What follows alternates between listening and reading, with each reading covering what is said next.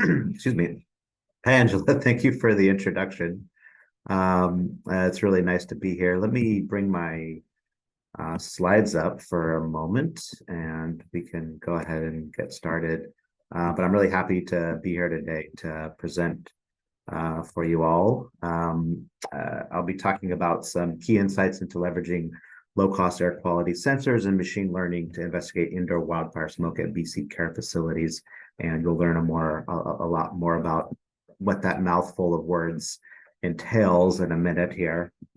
I first want to draw your attention, if you're not already aware, to the fact that British Columbia is quite vulnerable to wildfire smoke events. And, obviously 2023, we're all kind of aware of what happened in Canada, I'm pretty sure. But just to point out that in British Columbia, compared to the rest of the compared to the rest of Canada, BC is particularly vulnerable. About 70% of our land area is covered by boreal forest, and that is land cover type that is quite susceptible to having wildfires that are human caused and non-human caused. So the non-human caused, the most common would be lightning strikes happening in forests. And the graphic on the right here is from a health impact analysis conducted for Canada, clearly showing that, and particularly 2017, 2018, British Columbia really does have this disproportionate burden of having to contend with wildfire smoke.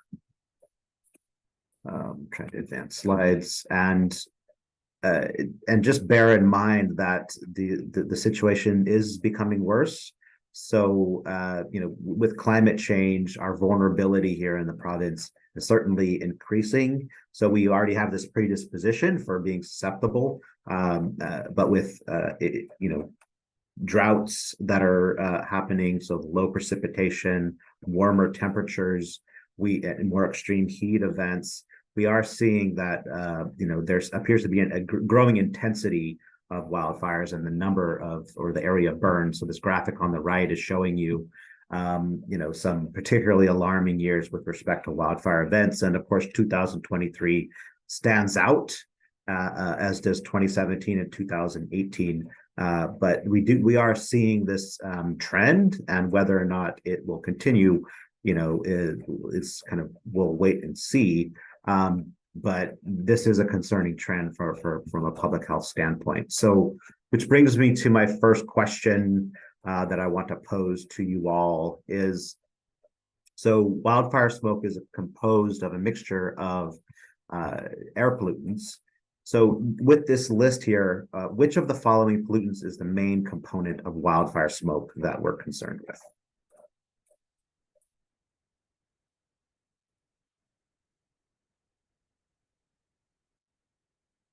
So kind of in real time, I'm seeing a lot of agreement. So there's definitely this, I'll let people finish participating, but clearly folks are, saying particle pollution is the pollutant that we're most concerned with. And yes, I would agree with that. But I don't want to, de-emphasize or kind of, I don't want to say that we're only concerned with particle pollution. There's certainly other hazardous air pollutants in there. There's organic compounds we might be concerned with, like polycyclic aromatic hydrocarbons. There's certainly gases that are produced as a part of the combustion from the burning associated with wildfires. So, wildfire smoke really is a mixture, but most of the health concerns relate to the particulate matter, and that happens to be what has been studied the most. So I'll share those results. I guess close that, move forward. So building from this question about particulate matter, which size particles from wildfire smoke are of greatest health concern? So we have large particles that are greater than 10 micrometers. We have coarse particles, and then we have fine particles. And again, it seems like you all are on point here with this one. So we'll give people a chance just to give their contribution. And it is This one is actually not so straightforward. I will just, as people give their answers, I will say that, you know, I would select fine particles as the correct answer, but there's a caveat in that we don't really have much epidemiological data as it relates to the coarse particles. So that's that fraction between 2.5 and 10 micrometers. So the bulk of our data relates to PM10 and PM2.5. And PM2.5 we're concerned with because it gets deep into the lungs, it penetrates deep. When people inhale fine particles, the particles can get all the way to the alveoli as a part of the respiratory tract, whereas larger particles, most of the coarse particles get kind of filtered out or get caught up higher up in the respiratory tract. So everybody did a pretty good job at answering that question. So we can probably move on. About 95% of you said PM2.5. So y'all are on point in understanding the particulars of particulates. But just to get everybody on the same page, obviously, when we're talking about wildfire smoke, the route of exposure that we're concerned with is inhalation. And PM2.5 is indeed the size fraction that we're concerned with wildfire smoke, as it does comprise, so particulate pollution, about 90% of it is going to be in that PM2.5 fraction, and a lot of it could be, even smaller than PM2.5, right? We're talking like, even PM1 and PM.1. So we're talking about really, really small particles that get deep into the lungs, but it is a mixture of gases, including carbon monoxide and organic compounds like polycyclic aromatic hydrocarbons.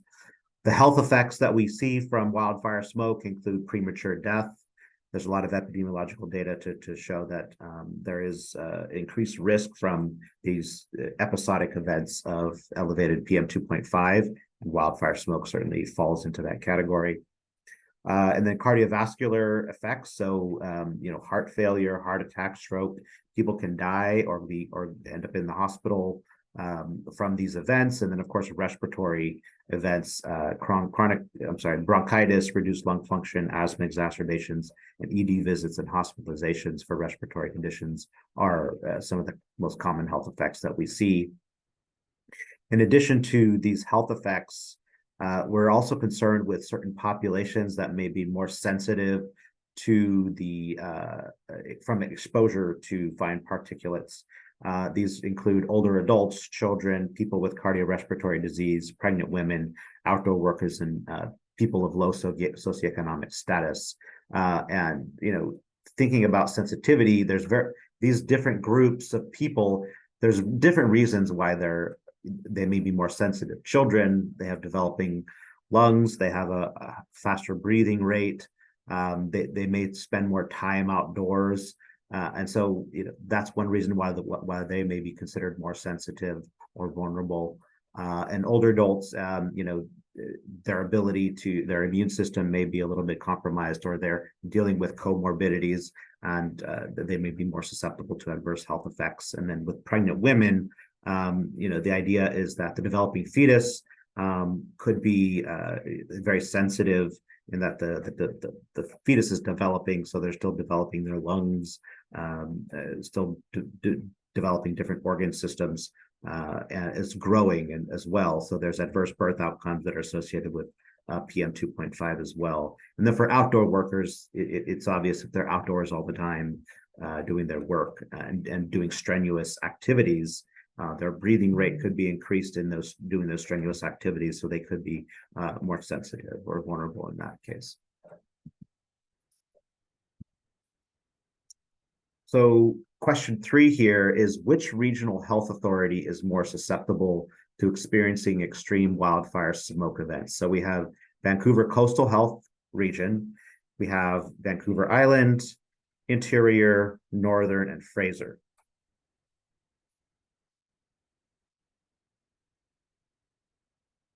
Okay, I'm seeing a lot more variety on this one, which is good.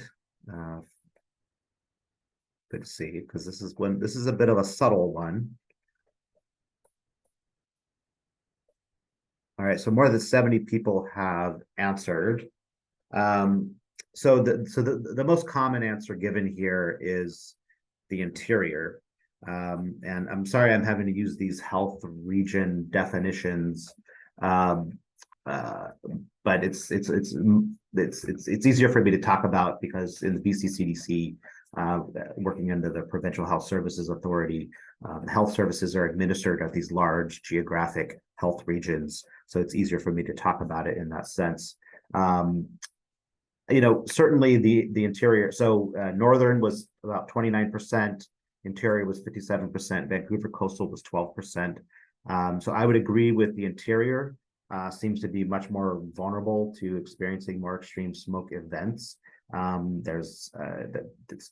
It's a nature of the ecoregion, and it's hotter and drier in parts of the interior, but it's not uniformly vulnerable.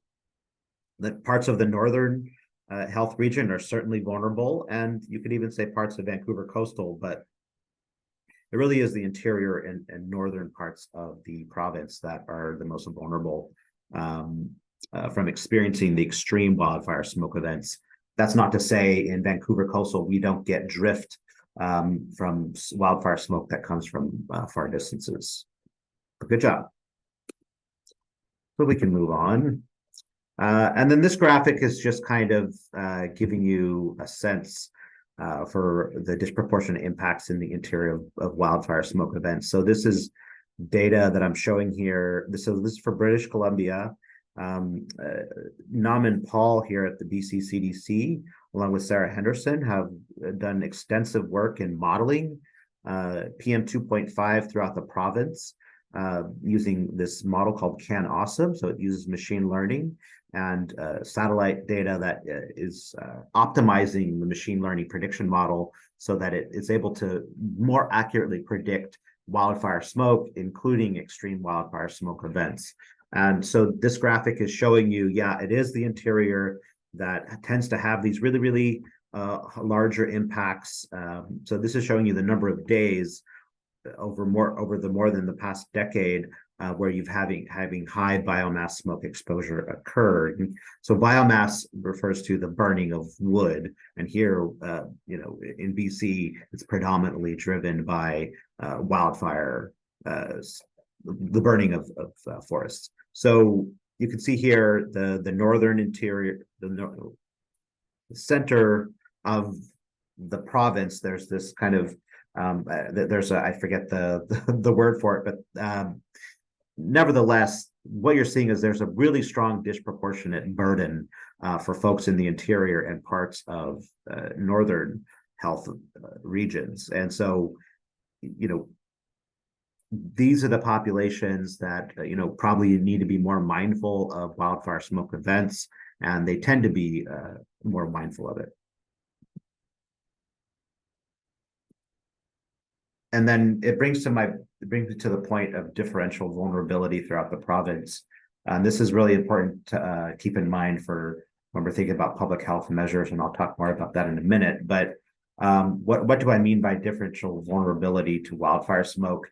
You have some populations that are going to have higher levels of exposure, and so that map just showed you. Well, then we're talking about the people in the interior part of the province. And then we have to think about sensitivity. So I talked already about there are certain populations, certain groups of people that are more sensitive, and I talked about why they're more sensitive in terms of having a larger health risk. And then there's also the adaptive capacity of different regions in the world, in the province. We'll stick with BC here. There's different adaptive capacities, meaning the resources that these different communities have to be able to prevent exposure, to be able to respond to wildfire smoke events. It's going to differ across the province for a variety of reasons. But all this is to say, when these come together, what that means is you have a patchwork of vulnerability throughout the province. And the real challenge from a public health standpoint is to be able to ensure that everybody, and that's the core of public health, is that everybody has a chance to be healthy and be protected from environmental contaminants. And so that means we have to contend with this differential vulnerability in terms of exposure, sensitivity, and adaptive capacity. And when I think about some of the key elements of equitable public health measures, I tend to think about, what does the evidence show in terms of what is protective? Is the evidence accurate and is it reliable? And what I mean by reliability is, does it translate to different settings and different populations? Is the evidence up to date? Is it using like emerging science to say that these are protective measures? And then does it involve community input? We need to know something may be protective, but it may not be viable in a certain community because they may not have the capacity to implement protective measures, or different households may not be able to implement them. And then the measures should be targeted. Are we reaching sensitive populations? Are vulnerable communities apart hearing the messages around what will protect them? And is the information being provided in an optimal timing? We don't want to constantly be telling people the public health measures when it's not a timely part of the year. So leading up into the wildfire season, reminding people that wildfire smoke is a hazard. When we anticipate that there's going to be wildfire smoke impacts, making sure the information and resources are there. And then there needs to be effective communication involving key stakeholders. It should be consistent messaging and timely, and it should be culturally and socially appropriate when we're trying to communicate these public health measures. And it should be adequately resourced and with the proper support. And it should involve coordination and partnerships between agencies. There can be public-private partnerships, and really it should involve equitable community partnerships so that those that are impacted are a part of the process of coming up with response plans, a part of the process of implementing protective measures. And so we need to hear from community members as to what will work and what their perspectives are. So when I think about, how can we have equitable public health measures to deal with differential vulnerability, kind of this kind of gamut of, or we'll call it a continuum of factors should be supporting our wildfire smoke public health planning and response. And so current guidance for wildfire smoke protection, things like remaining indoors with windows and doors closed. If you can't do that in your home, you can't keep the wildfire smoke from getting inside, maybe go to an alternate clean air shelter or cleaner air shelter. Doing things like avoiding vigorous physical activity outdoors is another way to prevent exposure to wildfire smoke, and then running your AC maybe on recirculation mode with a filter in it, or using a portable HEPA high efficiency particulate air purifier would be one approach to keeping the air clean in your home. And then also there's do-it-yourself box fan filters. This is not meant to be an exposition of what are the best practices, but just to give you an idea that when we're talking about people avoiding exposure to wildfire smoke, we're typically telling people, try to limit your time outdoors, try to filter and clean your air indoors. And, we know that these can be effective, but not every community, not every household is able to implement these different protective measures. Which brings me to some of the key challenges with public health measures. A big part of it is communication about wildfire smoke. We need to know when and where people will be exposed, and this is challenging because it can be a little bit, it's not entirely predictable where wildfire smoke will go and when it will impact communities, because it's influenced by different weather patterns, wind patterns, topography, or the terrain of an area can certainly influence where and when the smoke will come into communities. So the challenge is making sure that you're providing information that is accurate. So, do we believe, like, how extreme is the wildfire smoke going to be? How confident are we in those predictions? And it should be relevant to communities. What I mean by relevant, it should be timely. It should as local as possible, but that's a really big challenge to get hyper local wildfire smoke information to people in a timely manner. It's also difficult to tell people when action should be taken for sensitive groups. You can see we've got this air quality health index depicted on the lower right-hand corner. So this does a pretty good job of showing, when air quality from wildfire smoke is going to be at hazardous levels and what people should do. But we can't be too prescriptive, but we can tell people consider reducing, or rescheduling strenuous activities. So we can, give, information to people and guidance, but we're limited in how prescriptive we can be. And then also the capacity to implement protective measures for sensitive groups is variable. Different households, even facilities that care for sensitive populations, different communities, their ability to implement these protective measures are not going to be uniform across the province. So these are some of the challenges that we encounter with giving concrete public health prescriptive measures. So I'll just point out BCCDC is trying to ameliorate these challenges. So, we do things like putting out, so we have a website, a landing page where people can access resources such as, what is a portable air cleaner to prevent wildfire smoke exposure? What is wildfire smoke? What is the AQHI? What are the health effects of wildfire smoke? And we do a lot of this working in the BC Health and Smoke Exposure Coordination Committee, and we have a set of guidelines, and we want to make sure that communities are planning and preparing, and that there's coordination throughout the province with regard to wildfire smoke response in the province. So, we do partner with a lot of agencies, health authorities mostly, but also BC Ministry of Environment. So we want to make sure that the messaging going out is consistent, accurate, timely, and informative, right? Another thing we've got going is we have the BC asthma prediction system. I won't get into the particulars of it so much, but just to say, this is a way for us to be able to predict potential impacts from wildfire smoke in a timely manner. So forecasting, what is your community going to look like in terms of risk of asthma,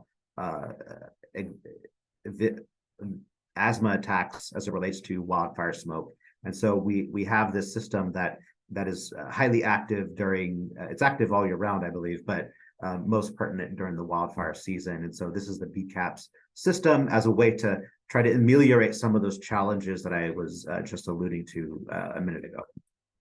So this is my last question.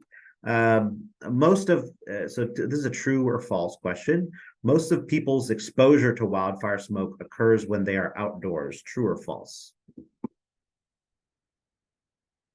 Or it depends. So I see a lot of competing answers here. So this is good. Maybe just like a nice quick point of discussion.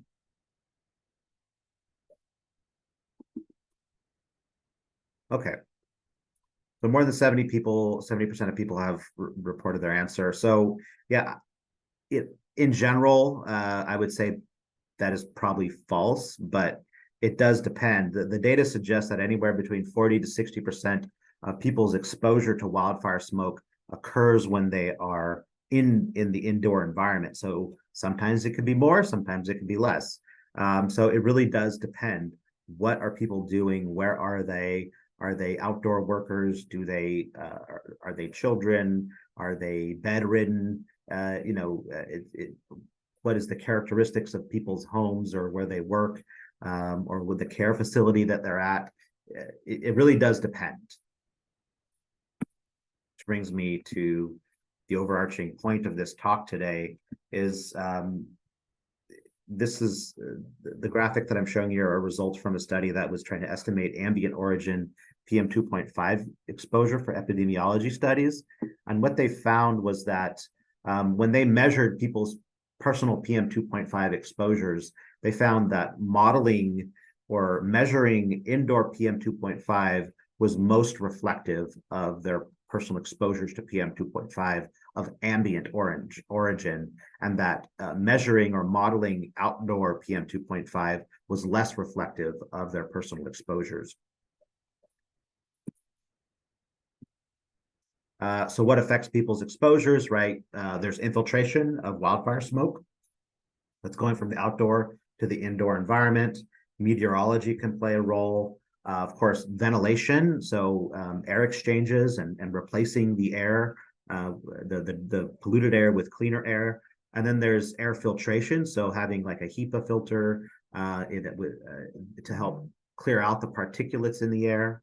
And then there's indoor sources, of course, and so things like cooking, sweeping, environmental tobacco smoke, these things can generate particulates in the air. And so this is what goes into the indoor environment as it relates to people's personal exposures. And I just want to talk quickly about childcare centers, because that's where my work is ongoing for BCCDC. Survey data for Canada suggests that more than half of children younger than 6 were enrolled in childcare, and about a third of these children are in daycares or preschools for a significant amount of time. Data from the US shows that it's anywhere between 30 to 47 hours per week. And young children spend a majority of their time indoors at daycares. At least that's what recent data is suggesting. So if they're spending longer periods of time indoors at childcare centers, that could be a significant source of their exposure to wildfire smoke. And I've already mentioned how children are a sensitive group. So I'm probably only going to have time to talk about phase 1 of this project. And so this is a project funded by Health Canada.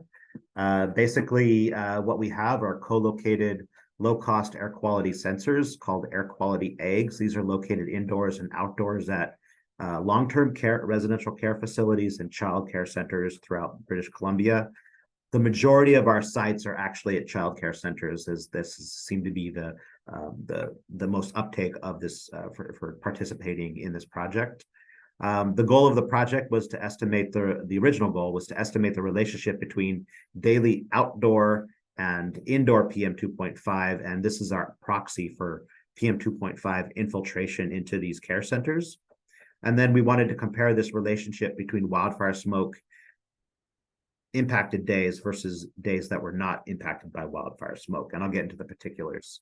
We do have other goals. We're now in phase 2, where we're developing a machine learning model to predict indoor PM 2.5.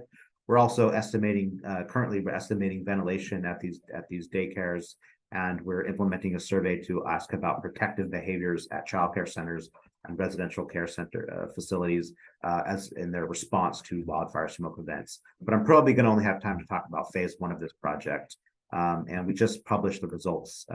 We just got accepted for publication for these results this week. So timely to give this talk. So just to reiterate, we used air quality eggs to measure indoor and outdoor environmental conditions. So these sensors measure PM 2.5, temperature, humidity, and indoors the sensors measure CO2, so carbon dioxide, and we also measure pressure.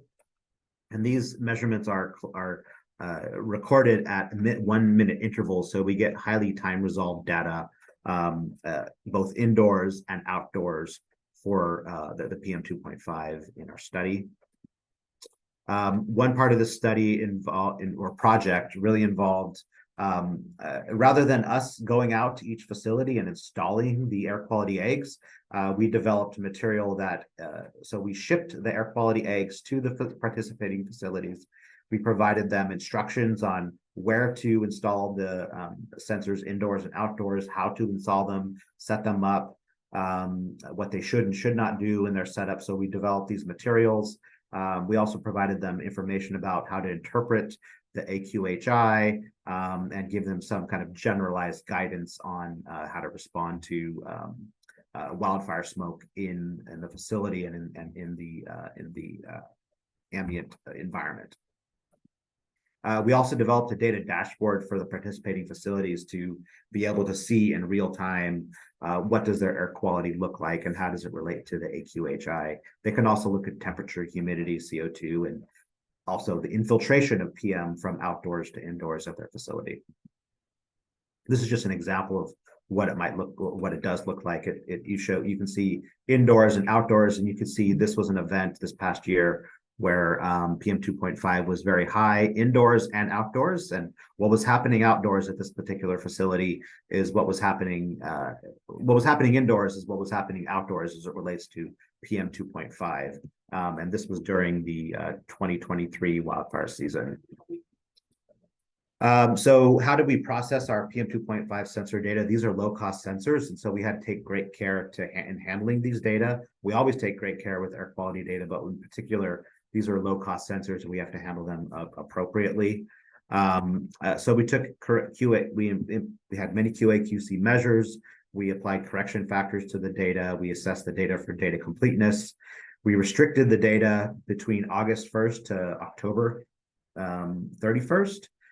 Because that's the kind of peak wildfire season in 2022. And then we restricted the analysis to operating hours when we would expect children to be in the facilities. We also applied a peak removal. An algorithm that's designed to detect peaks of PM 2.5 indoors. So there may be sources that are generating PM 2.5. And so we try to identify these with an algorithm and remove them so we can better understand the relationship between outdoor and indoor PM. And then we also applied an established, somewhat established approach for defining days that are impacted by wildfire smoke using a data-driven approach of outdoor PM 2.5. And so we did take additional QA/QC measures. We actually, in our EHS lab, we made sure that each pair of indoor-outdoor sensors were tested together to make sure that they were showing relatively similar levels. So we used a candle and we made sure that there was less than 20% difference. We provided precise installation instructions for the participating facilities. We excluded out of valid range values that were recorded during the study. We had automated data quality checks using the real-time data, and we did correction of the field measurements. So we averaged the data from minute to hourly, and we applied the correction factors from this paper right here for low-cost sensors, in particular for purple air, which uses the same sensor as the air quality eggs that we used.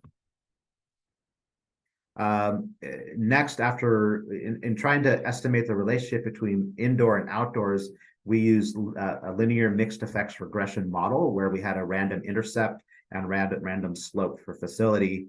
And we also did covariate adjustment to make sure that the relationship is not somehow confounded between outdoor and indoor PM 2.5. And then we stratified this linear mixed effects regression model by days impacted by wildfire smoke and days not impacted. So we estimated this relationship overall and then stratified for the different types of wildfire and non-wildfire days. This is just showing you that we have the representation of our sensors. So the red dots are actually wildfire events in BC in 2022, and the ends there, those are the sample sizes, meaning number of facilities that are participating. The number of facilities that were eligible for this analysis, let's say that. We'll jump into the results here. So this graphic is just showing you a time series between August to end of October. These are the outdoor egg measurements. And you can see there's a median wildfire day threshold, which is about 16 micrograms per meter cubed. You can see there are plenty of days to do our analysis to understand, how does wildfire smoke events impact infiltration of PM 2.5 at these care facilities. The box plot on the upper left is just showing you that there is a large increase indoors of PM 2.5. In wildfire days compared to non-wildfire days, we see a 235% increase of indoor PM, and for outdoor PM, we see a 229% increase. And then the indoor-outdoor ratio is actually lower on days that are impacted by wildfires, and the median number of wildfire days was 13 across all the facilities. So that's almost 2 weeks of experiencing wildfire smoke events. So moving on, this is just showing you these fitted lines are a regression line for each different facility. So you can see there's wide variability in terms of this relationship. In some cases, it's almost a one-to-one relationship, And in some cases for these facilities, it's a very weak, it's almost a flat relationship, meaning it's not a one-to-one, right? So only a fraction of the outdoor PM is getting in. When we fit this into our regression model, we do see that on days not impacted by wildfire smoke, we estimated that about 0.57, the regression coefficient is about 0.57, so a little more than half of the PM is appearing to get in, and this relationship seems to be pretty stable regardless of what potential confounders we adjust for. And then in days impacted by wildfire smoke, consistent with that lower IO ratios, we find that the relationship is somewhat attenuated, meaning there's slightly lower infiltration during days that are impacted by wildfire smoke. However, that's not the end of the story. Some of the care facilities, child care facilities, we classified as commercial types of structures, and some of them we classified as residential type of structures. And when we compare the difference, the change in the slope between indoor and outdoor PM on wildfire days compared to non-wildfire days, we see that there's actually an increase in the relationship between outdoor and indoor for commercial facilities, and a decrease in the relationship between residential facilities. So there's a lot of differences between these types of building structures. And so we're really interested in understanding what is the role of human behavior in all of this, as well as the building characteristics. So kind of a discussion of key findings here is that all of the child care facilities experienced at least 3 days of wildfire smoke.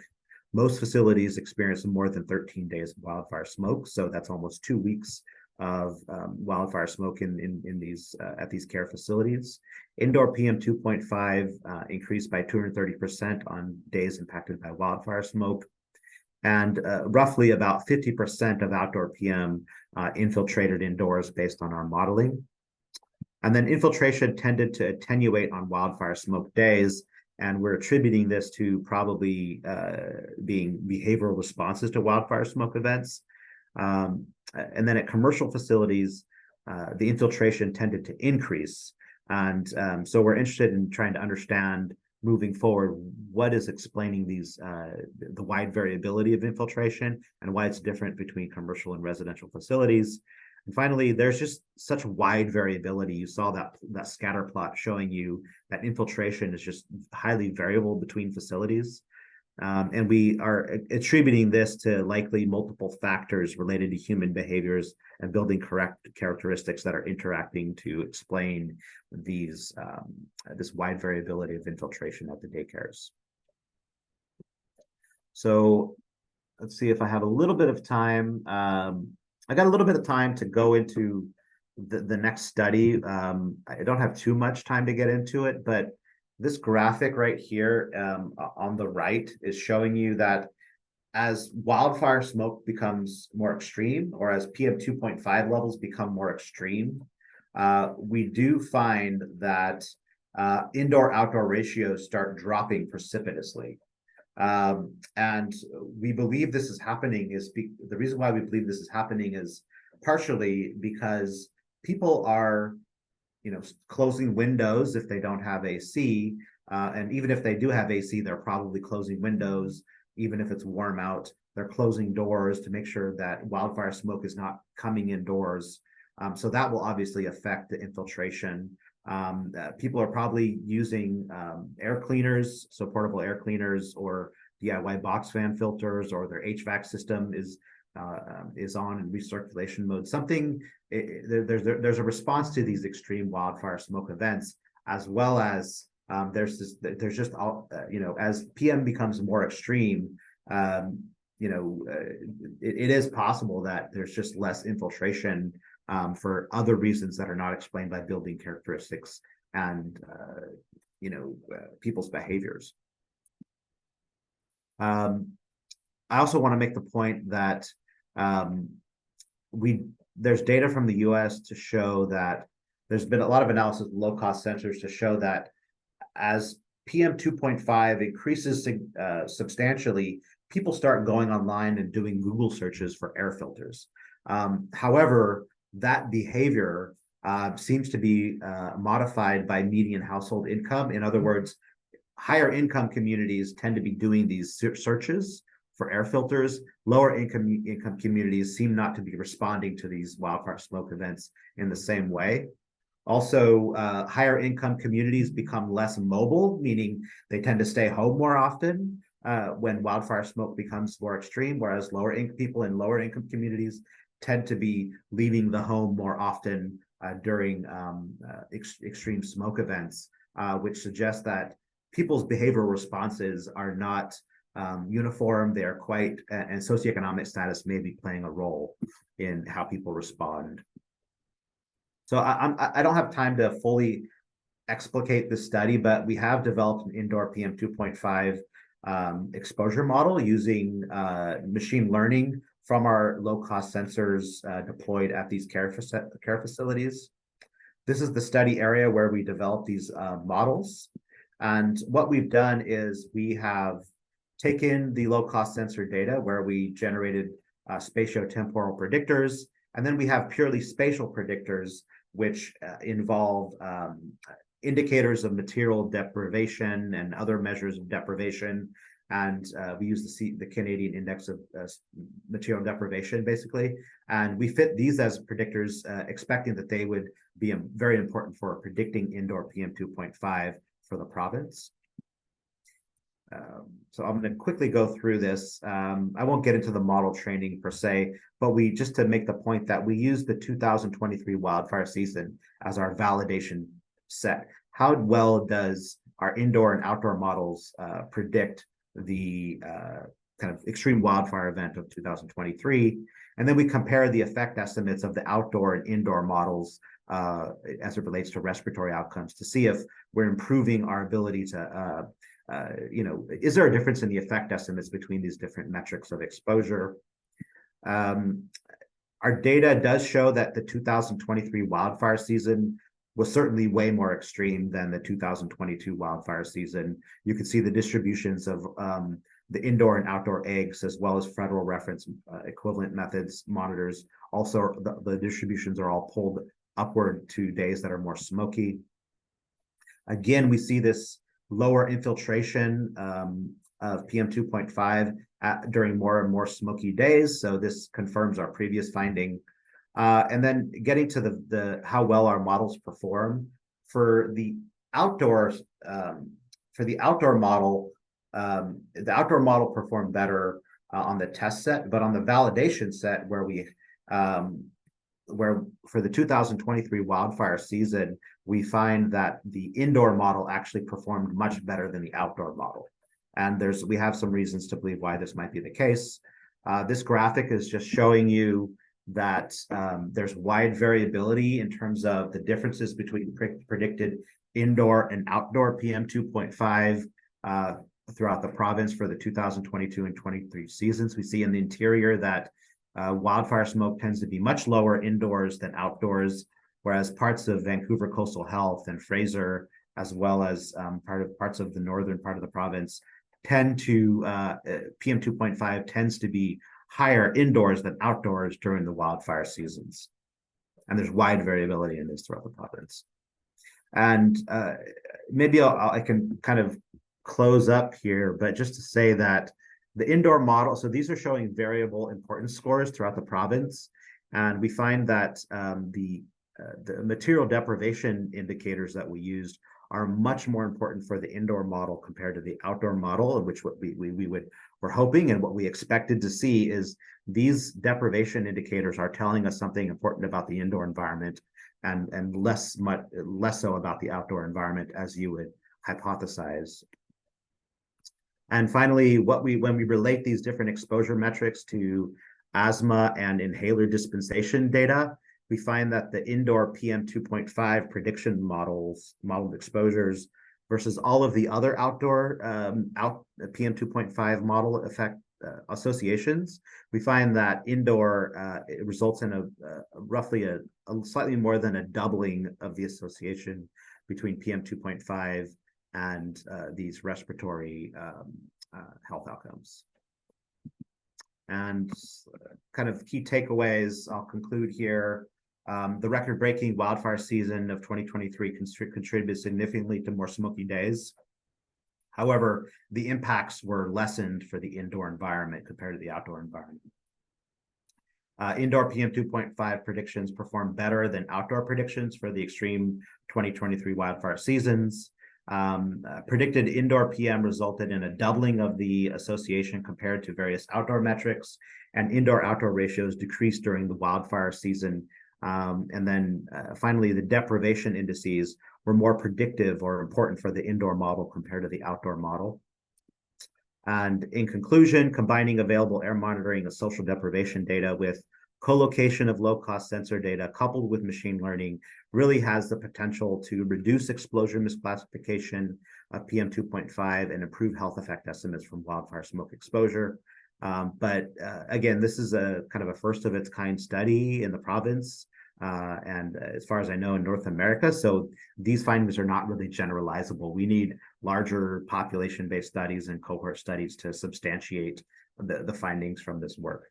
And some next steps we're going to be estimating ventilation rates at the child care facilities. And then we're circulating a survey of participating facilities to understand what is the usability of the app and the data that we're sharing with the facilities. What protective measures are they taking, and what are the different facility characteristics that can facilitate or impede protective measures from wildfire smoke events. And thank you very much for listening. And I guess I got through everything. So thank you for listening. And I also want to thank everybody who contributed. There was, it was more than just me, obviously, doing this work. William Ho, who did a lot of the implemented machine learning models for the team, Nam Paul, who helped a lot of the data, thinking about the data engineering, and there were folks working on behind the scenes and making sure that the sensor network got set up. So James, Dixon, and all of this entire team really, except for maybe one individual and myself, we're all either UBC students. Actually, most of them are UBC students at some point. So maybe one day you all can contribute to some work here at BCCDC. Thank you.